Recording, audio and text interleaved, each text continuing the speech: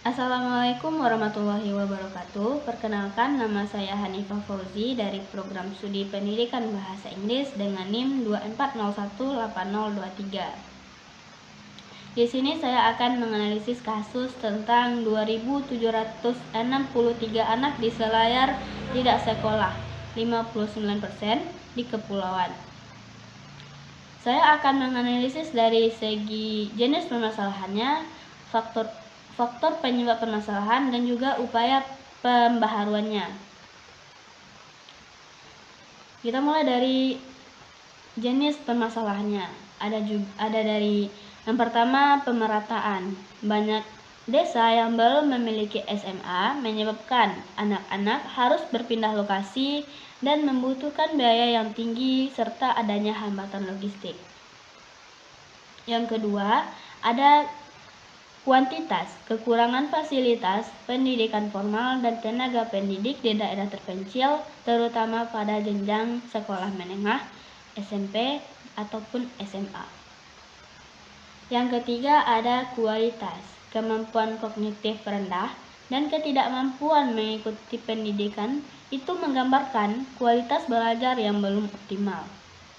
Yang keempat, ada efisiensi. Penggunaan sumber daya dalam program pendataan dan sosialisasi belum memadai untuk menjangkau seluruh wilayah kepulauan dengan kendala geografis. Yang kelima, ada efektivitas. Meskipun sudah ada program pendataan SIPBM, ATS, dan PKBM, SKB, Pokjar, efektivitasnya masih perlu ditingkatkan karena masih banyak anak yang belum bisa sekolah. Bahkan ribuan anak belum bisa sekolah di Selayar. 6. Ada relevansi. Kurikulum dan program belum disesuaikan kondisi lokal. Contohnya, tidak ada program pembelajaran fleksibel atau konteks yang melibatkan kebutuhan lokal seperti mata pencaharian pulau. Dan yang terakhir, ada permasalahan khusus pendidik atau tenaga kependidikan. Ketidaktersediaan tenaga pendidik dan sekolah formal di desa menunjukkan ada masalah khusus tenaga kependidikan. Contohnya, penyebaran guru yang tidak merata dan kemungkinan rendahnya kompetensi atau dukungan bagi guru yang bertugas di pulau terpencil. Nah, setelah membahas tentang jenis permasalahannya, kita akan berpindah ke faktor penyebab permasalahannya. Yang pertama, ada keterbelakangan budaya dan sarana, dan yang kedua ada aspirasi masyarakat. Kita akan membahas tentang keterbelakangan budaya dan sarana. Banyak anak yang putus sekolah karena ingin bekerja dan juga kurang mendapatkan motivasi. Sarana sekolah sangat terbatas di wilayah kepulauan, menyebabkan beberapa desa belum memiliki pendidikan terutama pada jenjang sekolah menengah dan infrastrukturnya yang belum berkembang. Yang kedua, ada aspirasi masyarakat.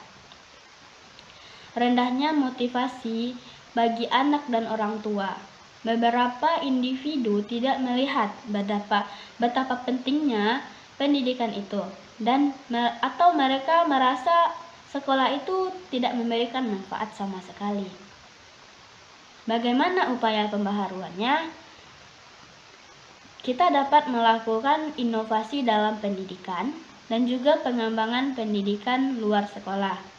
Apa yang dapat dilakukan dalam inovasi dalam pendidikan ini? Membangun SD kecil, SMA, SMP, SMA, universitas terbuka. Solusi ini bagus untuk daerah Selayar yang merupakan pulau terpencil.